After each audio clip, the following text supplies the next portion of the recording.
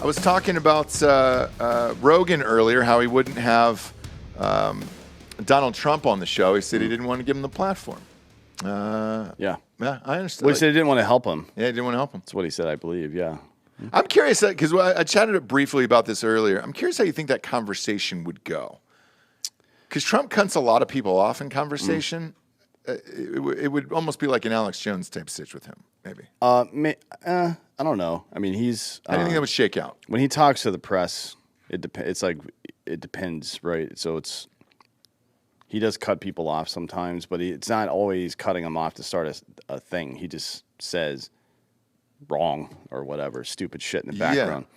Yeah. But I don't blame Rogan for this. I think if I had to guess right now, if the election were held today, Rogan would be voting for Ron DeSantis 100%. Well, he said it on the show that he would vote DeSantis. So yeah, I don't really watch the show, but yeah, that would be my guess. And I guess that's his right to do that. It's his show. He can do whatever he wants. If there was I just think it would be an interesting conversation. So he was on Lex Fridman, and Lex Fridman says the same thing. He's like, hey, I think this would be an interesting conversation. I agree. Wait, who was on Lex Fridman? Rogan. Oh, okay. I thought you meant Trump was on Lex. No. That's Lex would do it too. I think, right? No. You don't think so? No. Have you listened to his show? Yeah. It's not really. But to have an interesting conversation with somebody like that, if you're trying to really get answers, I think that's the only way you could do it. I mean, like if Biden wanted to come on here, I'd have him on the show. I mean, you'd have to fucking have somebody working him, right? Like he'd have to have a teleprompter. Oh yeah. But wouldn't you want to see it? Like, wouldn't you want to see it for an hour and just see if he could hold a conversation for an hour? Biden, I don't think he could. I know that he can't because he just he couldn't make it on Kimmel the other night. And that was 12 minutes. And that's the softest of softball areas for him because Jimmy Kimmel's a total cocksucker. So yeah, but yeah, I think if Rogan went on or Trump went on Rogan, Rogan would ask him like, "Hey, there's a lot of stuff you did that was super successful, but you fucked it all up with your stupid mouth. Why? Like why? Like it's." I would want that answer though. He's not. Trump would never answer that question. You don't think so? Fuck no. No, he would be like, oh, I'm fucking. They like it's fake news. They attack me all the time. Blah blah blah. Like, well, you're still the fucking president. Maybe you should act like an adult human male. You know what I mean? Instead of like a petulant fucking toddler billionaire. Yeah. I think that's kind of how that would go. So over the weekend, why I'm bringing up the Trump thing is because DeSantis is gaining, a massive following at this point. The rumor is over the weekend that Trump is going to announce pretty quickly that he's running for president to try to suck in everyone and then, kind of leave DeSantis behind. But what was interesting was when he was asked what he thought of DeSantis, he said, I like him, and I think it would be a good VP if that was DeSantis would be out of his fucking mind to run as Trump's VP. You think so? Yes. Yeah, so that would pretty much effectively end his political career. So what they were saying was, and I forget who did the interview, but what they were saying is that if it was Trump DeSantis, that would be 4 years, and then DeSantis goes on for 8 after that, and they would have it for 12 years. And I'm not sure what would happen if Trump announces and then DeSantis hops in the race. Well, I know. Yeah, it's a good question because because people love both on the Republican side, obviously. So. Yeah, I mean, so DeSantis would. He thinks he's very clever as well, right? Mm-hmm. And he is. He's a smart guy for sure. They're both really smart guys. But I think DeSantis' move there would be to try to get Trump to say stupid shit, which is not exactly that difficult. Like, right. If I'm DeSantis running in a primary against Trump, I spend all my money on PAC ads trying to bait Trump into saying stupid shit. And it's not like to play a fucked up game on him or manipulate him. It's because you know that he doesn't have the fucking emotional intelligence to be the president of the United States, and you need to show that to people. If the Republican primary was happening right now for president, there's no way I would vote for Trump. If DeSantis was running. I don't care who else is running. Okay. Like I'm not endorsing that shit. Gotcha. But if it was for president and it was against fucking Biden or Hillary Clinton, come on, man, I'm voting for Trump, right? Yeah. There's no question about that. I wonder, do you have your two best guys go up against each other?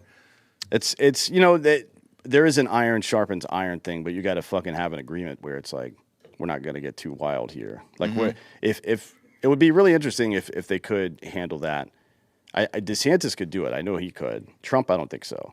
Like if you just said, hey, we're going to do debates, but we're just going to talk shit about the Democrats this whole time and not each other. I believe DeSantis, one, would be capable of doing that, and two, would respect the agreement. I don't think it's true of Trump. I just don't think he can handle that shit. Like he gets dinged, and it's like fuck you. Yeah. I agree. I don't want to see the two of them go up against each other. But if Trump comes out and announces, we'll see what happens with DeSantis. The interesting thing over the weekend too, in this whole Trump DeSantis thing was it was a new wrinkle in the old DeSantis for president thing. Gavin Newsom ran ads in Florida. Yeah. Did you see the ads? Yeah, he's lived in California so long and had so many people. He's been in such an echo chamber for so long that he for some reason believes he's not universally hated everywhere except for California. San Francisco and LA. Yeah. Even LA is starting to like get the fuck out of here, dude. That dude is a fucking clown. Well, clearly he's running for president, right? I mean, you're not running ads in Florida against your possible opponent. Here's what I'm hearing from people I know that work in DC politics. Okay. The left is trying everything they can to get Hillary Clinton to run again. And she does not want to. That's what I heard. Oh, she doesn't want to? Correct. No shit. Yep. Why doesn't she want to? Because she doesn't want to get beat a third time. Really? Yep. Wow. So it'd be an ego thing. I thought it would have been the reverse of an ego thing of like, see, I told you all this stuff was going to happen. Now you've got to vote for me. Well, I mean, Trump should win based on that logic, right? Because there's a one speech he did at a fucking campaign rally. I think it was in October of 2020. And he was like, if Biden gets elected, we're going to have inflation.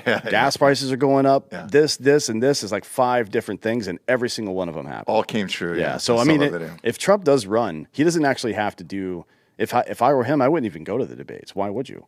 Well, they canceled them already. Have your own fucking campaign rallies and just play that one commercial of you predicting what Joe Biden would do and what he did. So the RNC has already canceled debates, so they're out. So in this next presidential election, there's not going to be any debates because they don't feel like they're getting any fair coverage from the media, which after the last debates, I agree with. Like, I don't know how you would do it at that point, or who would moderate it. I mean, it's kind of a shit show. It is. So I don't really give a shit that it doesn't exist anymore, and I'm not sure how much it really sways people's opinions. Well, I think it's kind of like football or baseball. Like you can't lose or you can't win the season in the first month, but you can lose in the first month, right? You can fuck up your whole season. A lot of people like Nixon sweating. And what was it, 65 or? Oh, yeah.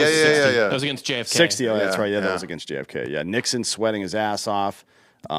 Admiral Stockdale with Ross Perot not being able to answer any questions and stuff like that. I mean, there's been a number of times where guys have butt-fucked themselves, but I don't know if anybody's ever shown up to the debate and made it. Like, I guess Trump did to some degree, but it's only because having the debate allowed people to see that he actually had done his due diligence on how government works and shit like that.